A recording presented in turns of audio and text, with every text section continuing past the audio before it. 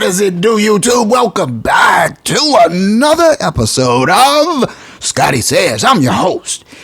And what do you know? How do you like it?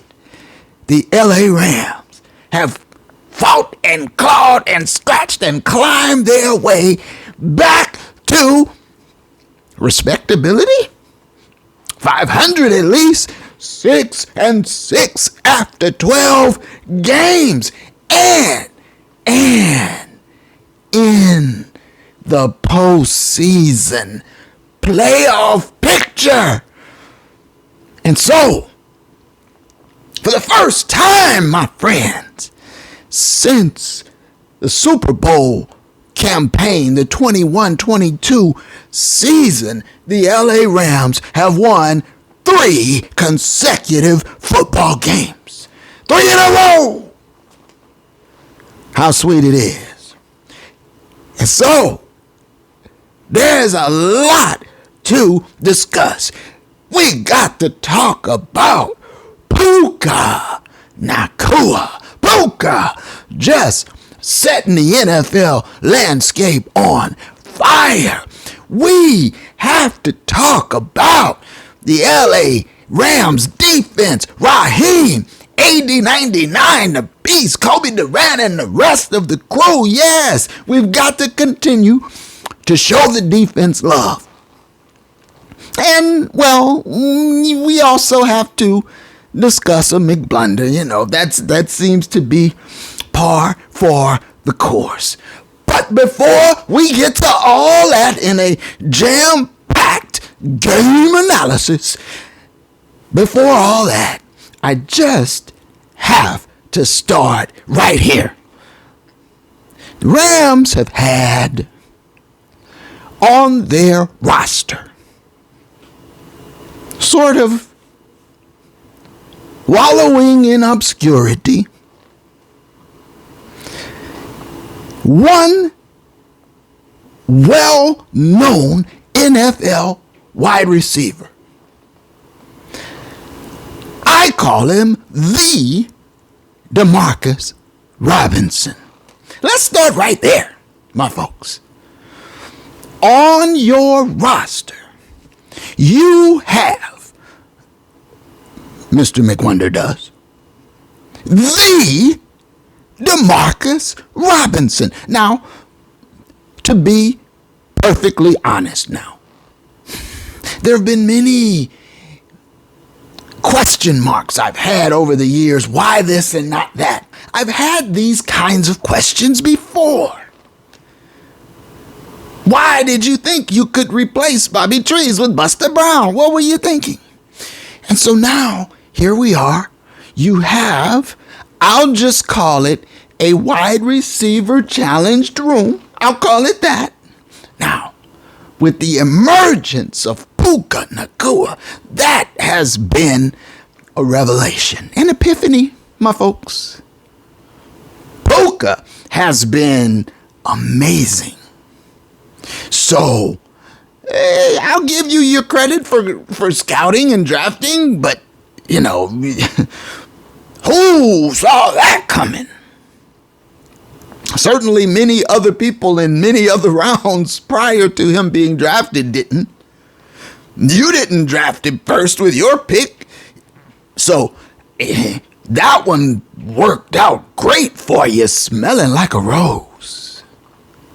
But the reality, though, is that you've sent away a core guy in Bobby Trees, Robert Woods, and Buster Brown was a bust, hence the name. And you have shown this odd proclivity to want to run out onto an NFL football field. Stoney. As though that was a legitimate wide receiver option in the NFL. And so, in a room where you have Stoney and you have Trammell in your wide receiver room, you also have sitting there, Mr. McWonder, you have the Demarcus Robinson just a sitting there. Now why, pray tell, wouldn't you elevate a wide receiver of that renown, of that caliber? Why would you bury the Demarcus Robinson? I call him this because my folks, he had a 6-year career with Kansas City, okay, with Patrick Mahomes, okay, and then he left there and he was picked up by the Raiders, and you know the Raiders, well, they do Raider things, okay, and so that is an organization mired in mediocrity, and so they released the Demarcus Robinson right after they acquired him, basically. And who picked him up but the Baltimore Ravens, the very team the Rams play Sunday coming up.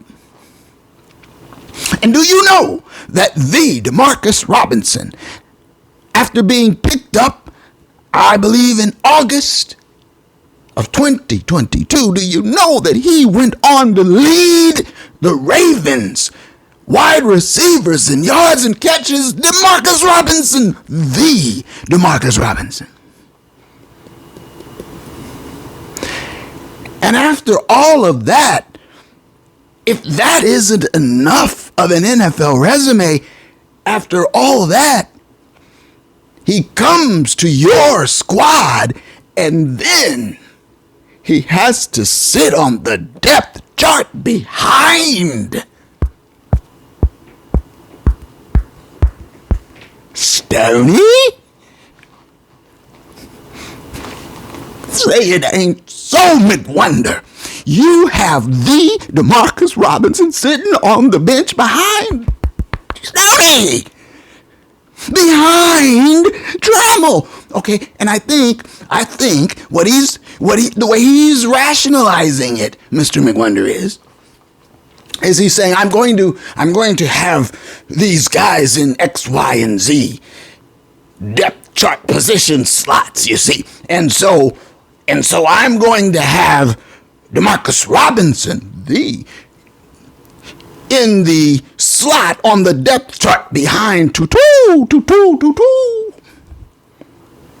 Okay? And so, if I need to sub out Tutu, then I will let the Demarcus Robinson get some run.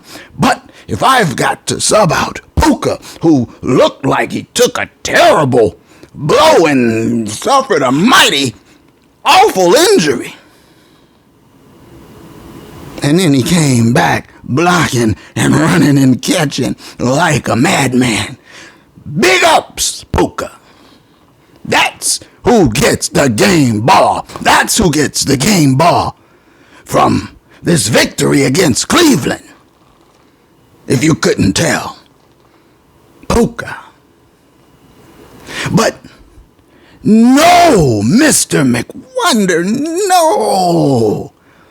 The Demarcus Robinson must be your first receiver off the bench, whoever you sub out. If it's Puka, if it's Tutu, if it's Soup, whoever it is, this Demarcus Robinson, the Demarcus Robinson must be. In fact, I'm going to propose something right here, right now. How about this, my folks? I have been all season long a big proponent of Puka Tutu Soup. Puka Tutu Soup. I call it a broth. I call it a brew. A wide receiver stew. Puka Tutu Soup. But what if we take the soup out of the equation, my folks, and have Puka Puka Tutu Robinson. Well, it doesn't have the same ring. I have to work on the new nickname, but I tell you this, Soup is laboring. Okay? Soup is on the struggle bus, and he's doing great work, yeoman's work, but he's not Soup. He's Coop. He's Coop.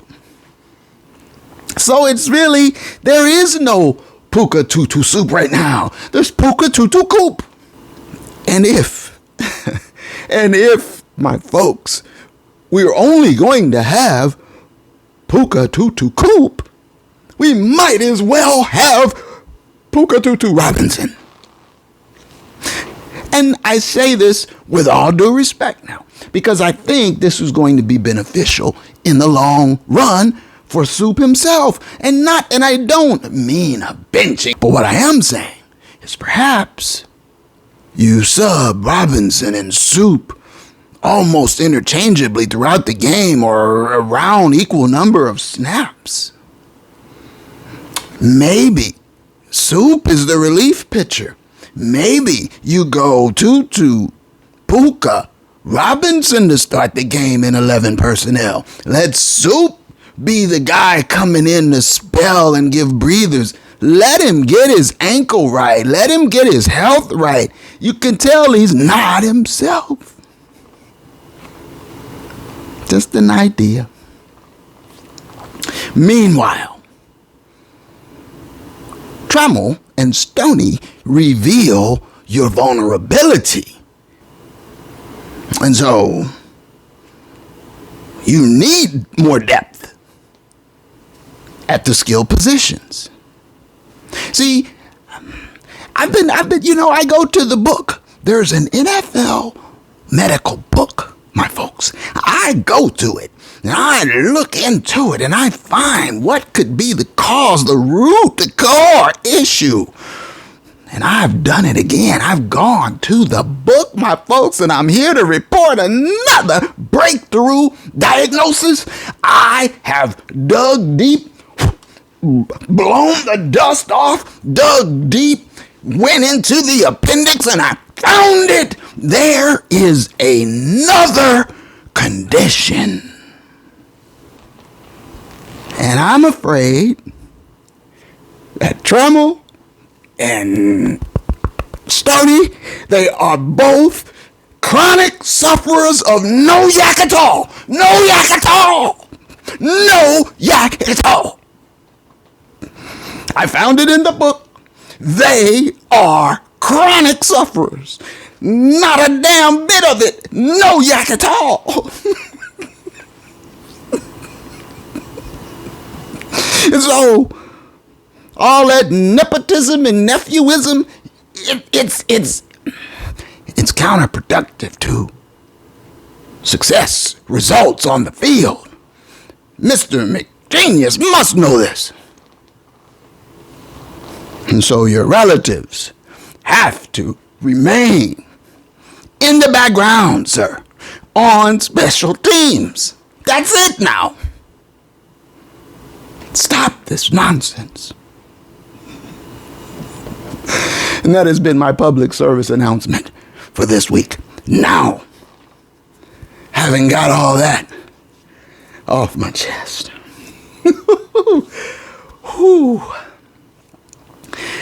Now, my folks, it is time for game analysis. Game analysis. And believe me, we need to get right to it. Keep the running time down. There's plenty to get to, but I want to bring this game analysis to you by highlighting a couple of plays on the field that I think really illuminate and illustrate the bigger points I'm trying to make here for you. Game analysis. Cleveland Browns visiting the Haunted Palace in Inglewood. So, LA inactives today. On the inactive list today. Well, on offense, no one of note. everybody's pretty much there. Well, there's only one. There's just the one, my folks. Bryson Hopkins is inactive. He will not dress. He is a coach's decision. And see, again, this is what I mean. You need explosive playmakers at the skill positions now. And so Mr. McWonder has elected to, instead of the promise that Bryson Hopkins has shown, instead of cultivating and developing that very much along the same lines as with Bryce Perkins, instead of developing and cultivating what I see as talent, potential, great NFL talent, instead of cultivating that, he has elected to go with Long and Allen. So it's Higbee, Long, and Allen. These are your tight ends for Mr. McGenius. I will simply say that someone is going to be very happy to employ Bryson Hopkins as a tight end in the NFL. It just apparently won't be the LA Rams. And so Cleveland has started out on offense now. For whatever reason, when the broadcast kicked in LA, Cleveland was already at third down in their drive. So we missed the very beginning of the game for whatever reason. Glitch. It's 3rd and 2 when we tune in and Cleveland's running for a first down, okay? But then on the very next play, AD 99 the Beast rises up and disrupts the play and forces Cleveland into throwing downs. And who is throwing the ball for Cleveland? Well, what do you know? It's 38-year-old Flacco. It is Joe Flacco.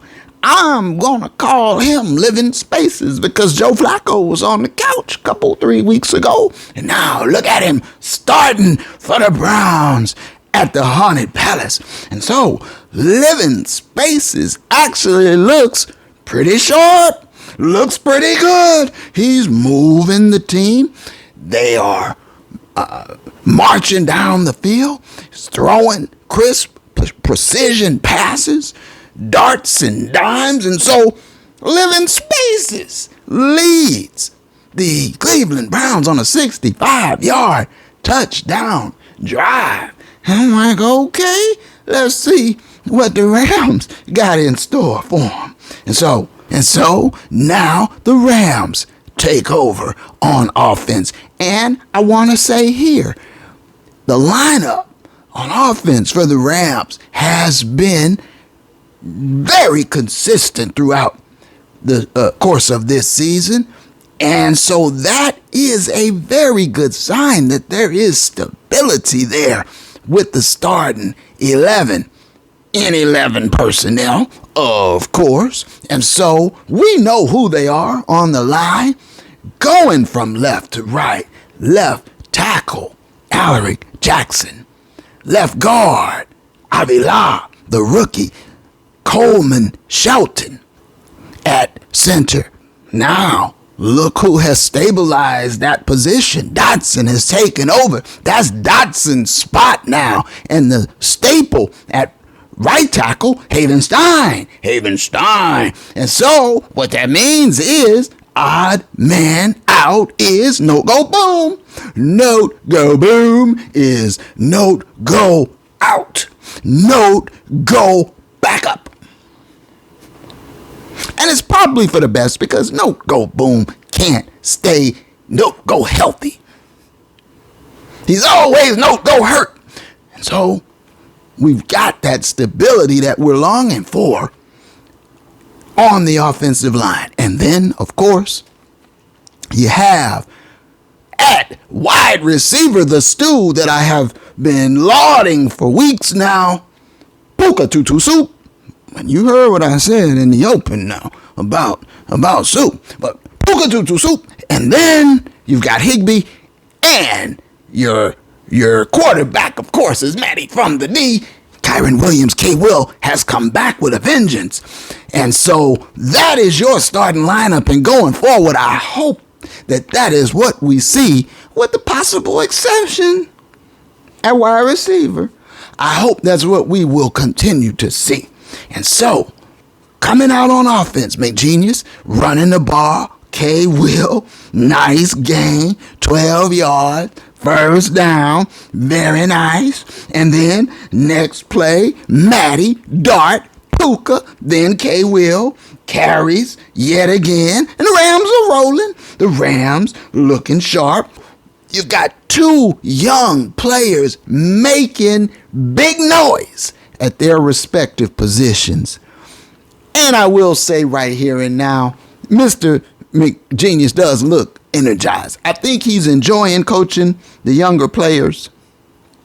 And now that he's got the, let's say, the added concerns of, the birth of his child and all of those things sort of now starting to ease into a routine, maybe now we'll get to see more of the old McGenius. I certainly hope so. I'm starting to see signs. I spoke about it last week, the wrinkles that we're starting to see coming back. So maybe Mr. McGenius has just been sleep deprived. Maybe that's all it is. Maybe that's all it is. Let's hope so. And yet it still doesn't address some of the personnel calls that have been going on for some time now. But that's another issue altogether. And so the Rams now facing a 3rd and 7 from the Cleveland 26. Matty drops back to pass, but the pressure heats him up, gets him throwing a little bit ahead of schedule. Incomplete. Havrasik comes on. The rookie comes on for the 44-yard field goal, and he connects. It's good, but it just barely squeaked through. I mean, just right on the edge, and so that may be a little bit of foreshadowing. Living Spaces Flacco starting to show a little bit of rust. He almost throws one signed by the Poltergeist, but incomplete. And so Cleveland is punting, and the Rams get the ball back. And here is where I want to highlight the next sequence. All right, now it's 1st and 10, and Matty is in the pistol, and he hits 2-2. He hits 2-2 for 9. And so 2nd and 1. And here is the spotlight play of the game. Matty from the D is lined up under center. K. Will, he's 7 yards deep in the backfield. And Matty, he's showing savvy. Now, they've been doing this voice inflection, using cadence to flush out the defense, and what he sees when he does this leads him to audible into another play. And on the audible play call, Matty shifts from under center back into the pistol. And when he does this, the other 10 players on the offense, all look back, turn back, try to get clarification. What is Matty doing? What is he calling? What is he up to? And you can see when I watch the replay, what Matty saw. 2-2 also saw it, because at the same time, Matty saw it. 2-2 pointed. It was number 22 on the defense. Apparently he was the hot mic. He was the one who was coming on the disguise coverage. And both 2-2 and, of course, the savvy veteran, Matty from the D, picked it up. Matty audibles back out from under center to the pistol.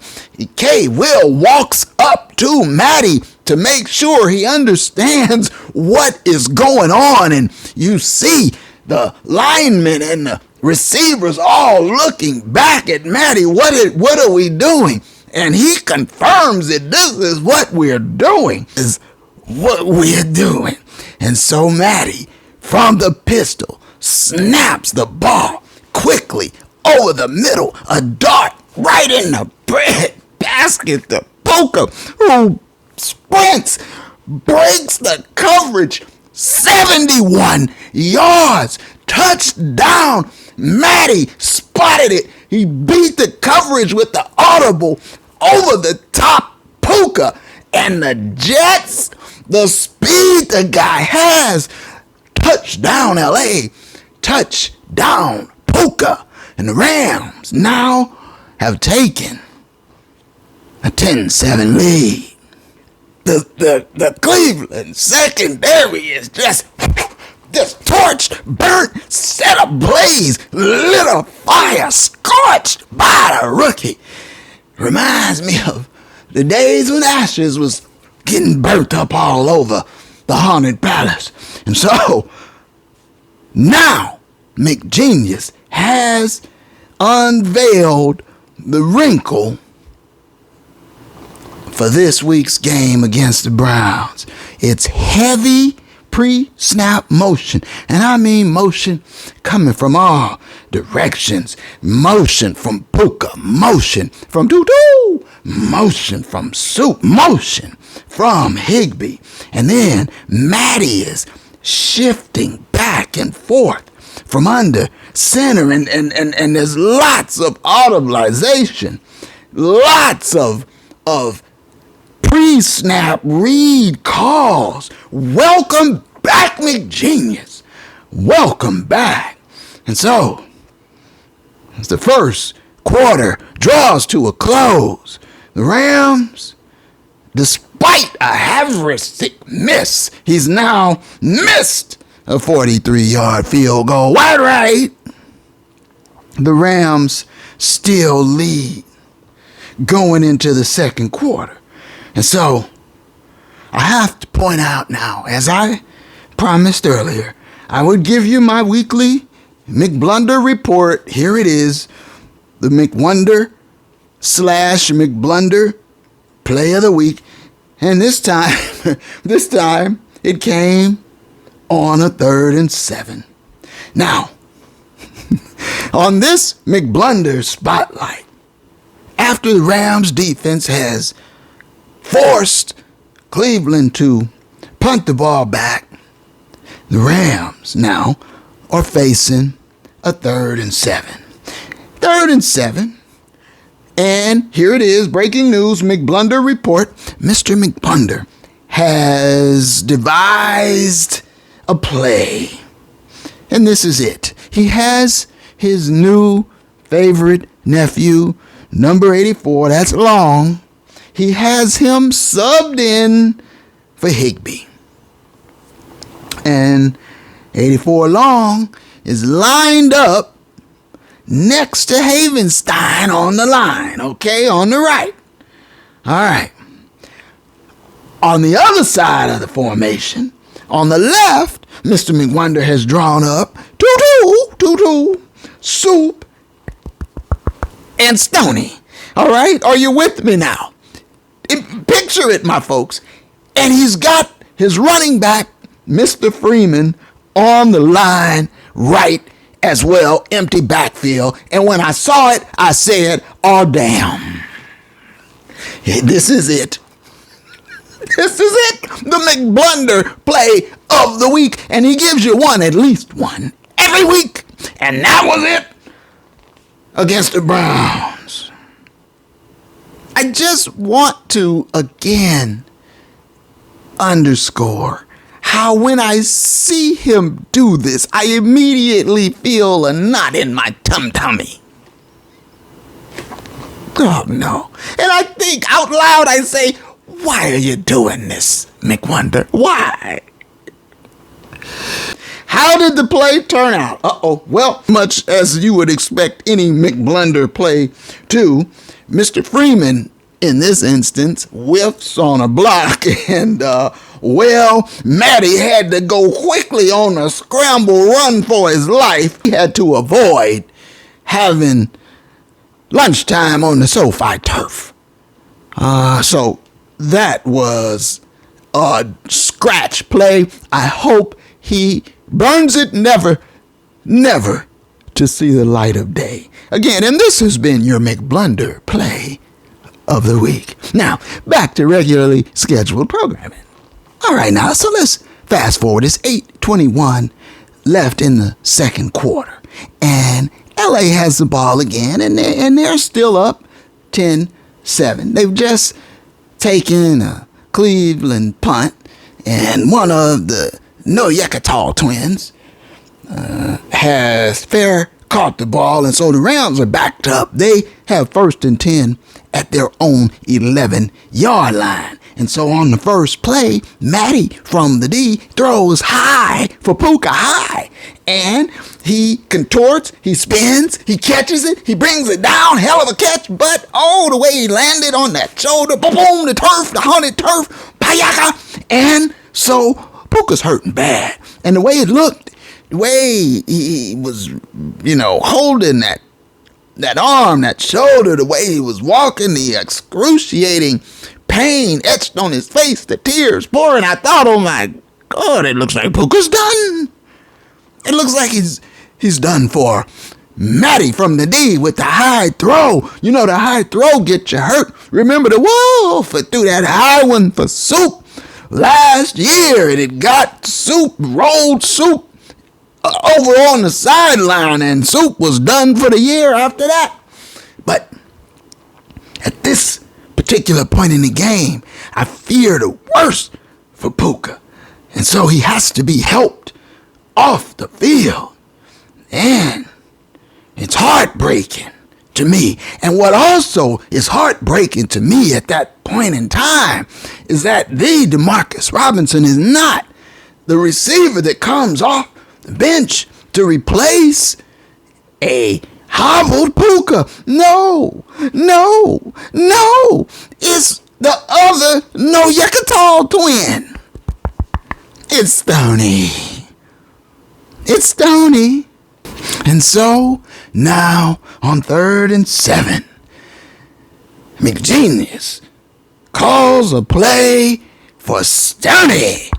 And Stoney gets hit, stood up, dropped, drilled where he caught it. Not another yard more, no yak at all. And so one of the Nacua brothers got a spare caught at the 10, and then the other Nacua brother just got stood up where he caught it. Not a step, not a toenail more. And I'm like, McGenius, can't you see it? You've got the Demarcus Robinson on the bench. What are you doing? What are you doing? And then, with new life, what do I see? It's like the sun was coming up on the horizon. It wasn't a Nacua. It was the Demarcus Robinson in the game. And I was like, well, I'll be damned. Let's ride with that.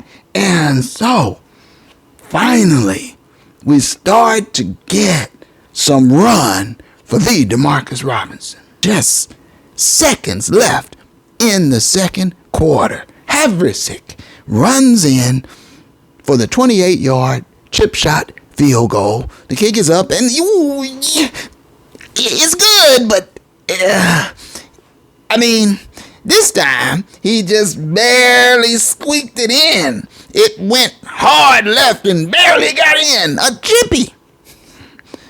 But the score is good. 13-10 Rams. The halftime. And Rams will get the ball to start the third quarter. And to start the third quarter, what did I see? A sight for sore eyes. Puka Nacua is back. After all of that, after the way it looked, there he is in the third quarter, and Puka's running around, and he's blocking, and he's catching passes, and he's accelerating. They say Puka gets up past 20 miles an hour when he's at full sprint, and he's playing with that same joy and reckless abandon, and it was a wonderful thing to see, and it's energizing to see the Rams with a new generation of players like Puka and Kyron Williams coming into form. And so on a 3rd and 3, Matty throws another high one for Puka. And he couldn't get that one. But when he landed, I'm like, Matty, you gonna get him killed. McGenius. And I'm trying to send telepathic messages. McGenius, run the ball. Run the ball, man. Puka on a jet sweep. Gets the edge again. Breaks down the sideline. 31 big yards on the run play. Go ahead, Puka. Go ahead, McGenius, and continue to run like that. And now we go incomplete to Higbee. On the play, Higbee gets up. That wrist isn't right. Something's wrong. And Higbee hobbles off. And here we are again. See? And so with Long subbed in at tight end, I see another sub in. I like this one. Who is it? Subbing in for Tutu. It is the DeMarcus Robinson. And this becomes the DeMarcus Robinson drive. And I want to highlight this particular sequence in the game. And so Matty goes to DeMarcus Robinson, and he's running free along the sideline, striding 32 big yards. And again, I ask, why haven't you been running plays for this man up till now? And then, before I can even complete that thought, Matty from the D again. Play, action, and rolling right, and DeMarcus Robinson, the touchdown LA. Touchdown Rams, touchdown DeMarcus Robinson, the, and I'm like, this is what I'm talking about. You have obvious choices in front of you. The DeMarcus Robinson, no yak at all. The DeMarcus Robinson, the stone-handed one. I mean, these are not rocket science choices, sir. Confounding, baffling, bewildering. Nephewtism. At any rate, it is now 2013 LA, 2013 Rams as we start the fourth quarter. And I have to tell you now, the game wasn't over into the fourth quarter because Living Spaces Joe Flacco drives the team. I mean, a commanding drive, a dominant drive. He looked good. Touchdown. And their surefire kicker. See, we've got Haversick. You don't know where he's going to put it. You just hope it gets through. Their kicker, their surefire kicker, Hopkins, he missed the point after. Wide right. Missed the game-tying point after. Wow, strange things happening here. And so it's 2019 LA, and I can tell you this, my folks. Cleveland would not score another point. It was as though that missed PAT sealed their fate. The Rams with the ball, there's a ticky-tack holding penalty that wiped out another big Puka jet sweep. A 44-yarder by Puka got wiped out on a ticky-tack phantom holding call on DeMarcus Robinson. And so that penalty started the Rams going backwards. They have to punt. And now Cleveland gets the ball back just down one. And the game, you don't know which way this thing's going to go now. But Living Spaces, like Cinderella with the carriage about to turn back into a pumpkin. Living Spaces goes play action. first play back on offense, going for the home run ball. But instead of a home run, it's foul. It's foul, but not for the Rams, because you know who has been released onto the field. He's got field access. The poltergeist. Poltergeist strike. Living spaces. And that interception by John Johnson III really would be the nail in the Browns' coffin. Let's go ahead and quickly turn to the numbers. Cleveland Browns, Joe Living Spaces Flacco, 23 completions, 44 attempts. 44 attempts. In the end, they did have to try and catch up, but that seems a little heavy for Living Spaces fresh off the sofa. On the ground, they did have 23. They had 23 run plays and 44. So they almost doubled their ground versus air output. 23 runs, 44 passes, and they would go down to defeat. Now, let's look at L.A. Matty from the D. He was 22 of 37. He had 3 touchdowns, no picks. How many runs did Mr. McWonder dial up? Because there was a point in the game where he started to wander away, but he brought himself back, I thought. So, Kyren Williams, 21 carries, 88 yards. That's a 4.2 yard per carry average. He also had a touchdown on the ground. Puka Nacua had 2 nice carries, 34 yards. That's a 17 yard per carry average. And I tell you, he had another one for 44 that got wiped out by the Zebras on some phantom stuff. All right. And then Mr. Freeman also had a carry. And so that's 25. Mr. McWonder, 25 run plays, 37 pass plays. I'm not mad at him.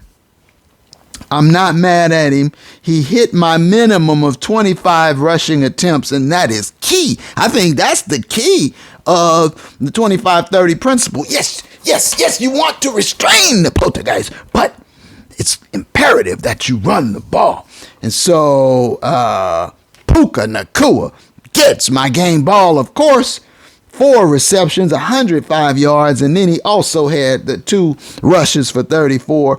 Just another brilliant game by the rookie. And the DeMarcus Robinson also had 4 catches for 55 big yards, a 14-yard per play average, and a touchdown. That's what I'm talking about, McWonder. And then Soup. Soup is laboring. He did have 6 catches, but they were for 39 yards, so about 6.5 per. Soup got himself a touchdown late in the game as well. There were 3 outlet passes to the back. Kyren Williams, Stoney had a couple catches for 12 yards, and only the 1 catch for 9. And so finally, in terms of the total numbers, they had 279 passing yards, 120 rushing yards. The Rams did 6.4 yards per play. And so both teams had 7 penalties. Cleveland actually possessed the ball almost 10 minutes longer than the Rams did, but the Rams in the end had 2 sacks and forced that poltergeist strike turnover.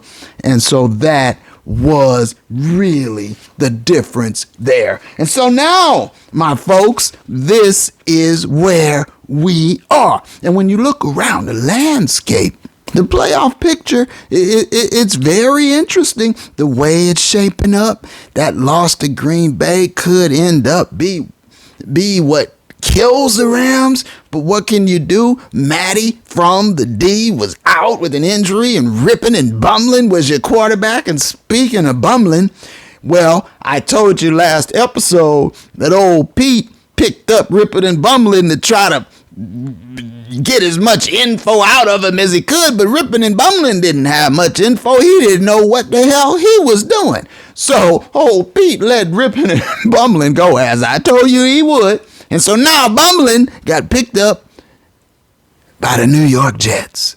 And man, are they a dumpster fire over there with COVID toe. Why does COVID toe need so much attention?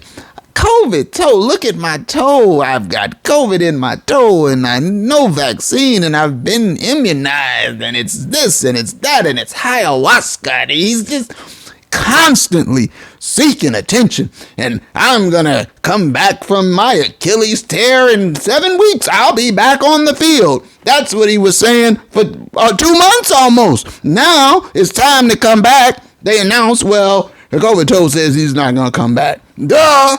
Everybody knew you weren't. But he's standing out there throwing footballs, talking about coming back, seeking attention.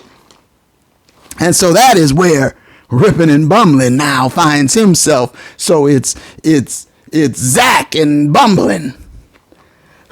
Wouldn't want to be a Jets fan. Anyway, Green Bay making moves. You see what Green Bay did with KC? So maybe Green Bay and LaFleur, maybe they're putting something together. And I said Jordan Love looked like a 2 against the Rams, and he did. He didn't look great. But man, it looks like in the last 2 or 3 weeks, he's just getting better and better each week. And so maybe Green Bay's got something there. And so up next, my folks, the Baltimore Ravens, the Magic Man, Lamar. And it's a early game, East Coast. I mean, I can't, in good conscience, bring myself to predict here that the Rams will upset the Ravens. I just can't do it. I mean, there are people who say that the Ravens are the best team in the NFL. There's a handful who say that now.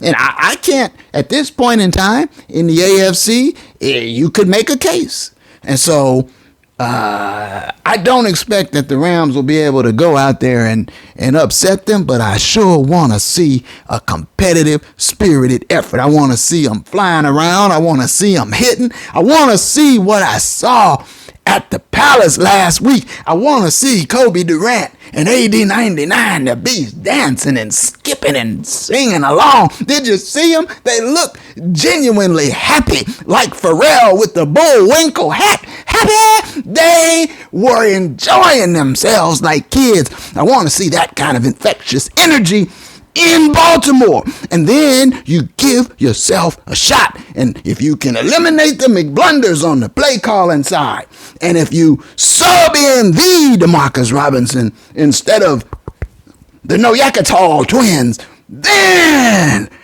you got a shot at it, Mr. McWonder. And so you know I'm rooting for you. And then after Baltimore, my folks, well, there will only be 4 games left. Washington, the team formerly known as the Slurs, infinitely beatable. Mark that one up as a dub. Then New Orleans, they can be whooped. I don't see why not. Give them a dub. And then the Giants, the stinky New York Giants, dub. And so that's 3 right there, my folks. If you add that to the 6 they already got, that's 9, my folks, in that last game. Well, that is them damn Niners up in San Francisco. And I tell you what, I won't be the one to pick the Rams to win that one. You know what would be interesting? Would be if San Francisco's got everything wrapped up and they don't even need to play anybody, and the Rams need that last game to get in the playoffs. Wouldn't that be interesting? And then San Francisco would have the decision of, do we want to go ahead and eliminate them, or do we want to just lay back and play our backups? I don't know. We'll see how it all plays out. But what I do know is whichever way it plays out, I'm going to continue to cover this team through the rest of the season. And so what I need you to do, what I'm asking from you, is to throw me one of these. Throw me one of these. Please hit the like button. Subscribe if you haven't already, leave me a comment. Let me know what you're thinking. Do my ideas seem way out, or do they sound reasonable and plausible to you? And then until the next time, which won't be too long from this time, Scotty says, one love.